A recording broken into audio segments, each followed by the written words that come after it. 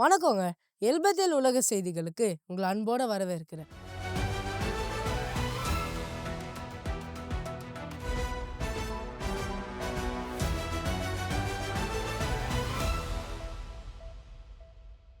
யுஎஸ்ஐஎல் அதாவது அமெரிக்கா மற்றும் இஸ்ரேல் உறவுகள் அமெரிக்காக்காகவும் இஸ்ரேலுக்காகவும் ரொம்பவுமே நெருக்கமா செயல்பட்டுட்டு வராங்க. குறிப்பா ஈரான் விஷயத்துல ரொம்பவுமே நெருக்கமா செயல்பட்டுட்டு வராங்க. இஸ்ரேலும் அமெரிக்காவும் ஒரே மாதிரியான இலக்குகளை கொண்டிருக்கிறதா இஸ்ரேல் பிரதமர் பெஞ்சமின் நெட்டன்யாஹூ சமீபத்துல அறிவிச்சாரு. அதாவது ஈரான் ஆபத்தான ஆயுதங்களை உருவாக்குறத முழுமையா தடுக்கணுங்கிறது தான் அவங்களுடைய லட்சியமா இருக்குது. மே மாச தொடக்கத்துல மத்திய கிழக்குல இருக்கிற ஹார்மூஸ் நீரணை வழியா போற அமெரிக்கா கடற்படை கப்பல்கள் தாக்கப்பட்டுச்சு. இதுக்கு பதிலடி கொடுக்கிற விதமா ஈரான் ராணுவ இலக்குகள் மேல தாக்குதல் நடத்த அதிபர் டொனால்ட் ட்ரம்ப் உத்தரவிட்டாரு. இது ஈரானுக்கு மிகப்பெரிய சேதத்தை உண்டாக்கி இருக்கு. அதிபர் ட்ரம்ப் ரொம்பவுமே கடுமையான ஒரு வார்னிங் கொடுத்திருக்காரு. அதாவது ஈரான் சீக்கிரமா ஒரு அமைதி ஒப்பந்தத்துல கையெழுத்து போடலன்னா அமெரிக்கா இன்னும் பயங்கரமான தாக்குதல்களை நடத்தும்னு சொல்லியிருக்காரு. இந்த அழுத்தத்தால ஈரான் ஏற்கனவே அவங்களுடைய கச்சா எண்ணெய் உற்பத்தியை குறைக்க வேண்டிய நிலைமைக்கு தள்ளப்பட்டிருக்காங்க. அதே நேரத்துல இஸ்ரேலுக்கும் லெபனானுக்கும் இடையில அமைதியை கொண்டு வர அமெரிக்கா உதவி செஞ்சுட்டு இருக்காங்க.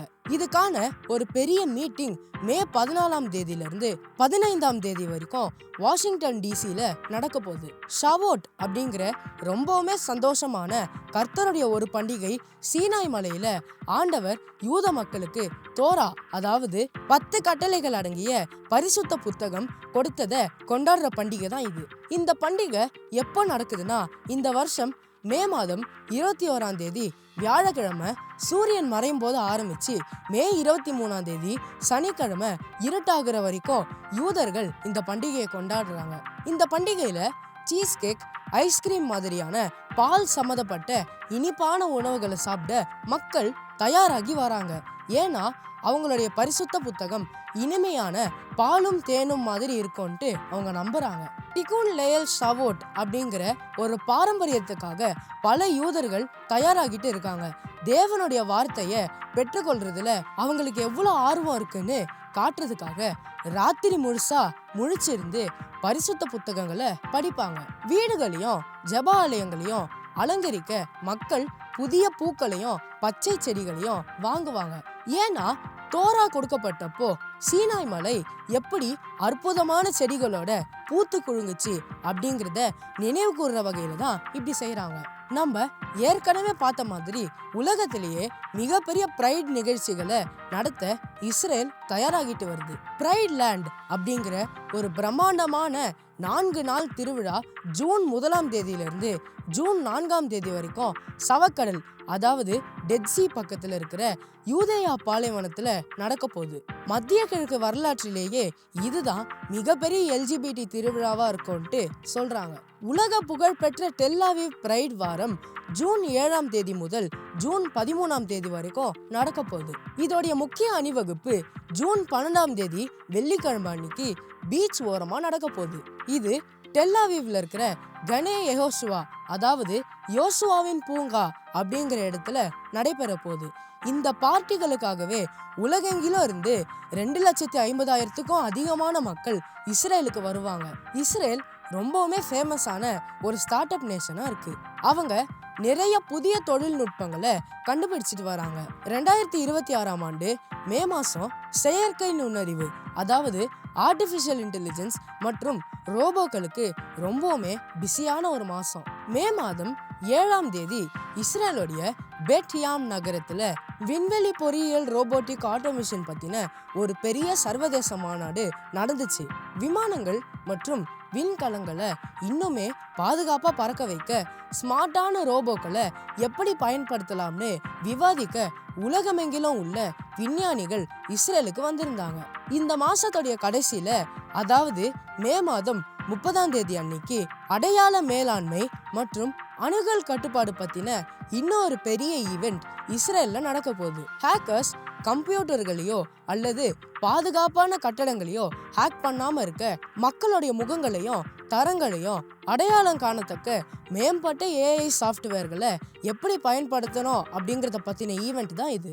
ஸ்மார்ட்டான ட்ரோன்கள் மருத்துவ ரோபோக்கள், மனுஷங்களை விட வேகமா சிந்திக்கிற ஏஐ, இதையெல்லாம் உருவாக்குறதுல இஸ்ரேல் தொடர்ந்து நிறைய நேரத்தையும் பணத்தையும் செலவழிச்சிட்டு வருது.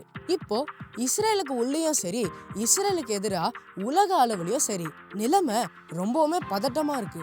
உலகத்திலேயே ரொம்ப ஃபேமஸான கலை கண்காட்சிகள்ல ஒன்றான இட்டலியில நடக்கிற வெனிஸ் பினலே கண்காட்சிகள்ல மே மாச தொடக்கத்துல நிறைய கலைஞர்கள் வேலை நிறுத்தம் செஞ்சாங்க. தொடர்ந்து நடக்கிற போர் காரணமா இஸ்ரேலுக்கு இந்த கண்காட்சியில இடம் கொடுத்ததை எதிர்த்து அவங்க தங்களுடைய கலை கண்காட்சிகளை மூடிட்டாங்க. இஸ்ரேலுக்கு உள்ளேயும் சாதாரண மக்கள் ரொம்பவுமே மன அழுத்தத்துல இருக்காங்க. தெருக்கள்ல இன்னும் பெரிய அளவுல போராட்டங்கள் கண்டினியூ ஆயிட்டு தான் இருக்கு. அரசாங்கம் போற கையாளுற விதத்தை பார்த்து மக்கள் ரொம்பவுமே கோபமா இருக்காங்க. யார் ராணுவத்துல சேரணும் அப்படிங்கிறதுல இப்போ ஒரு விவாதம் நடக்குது.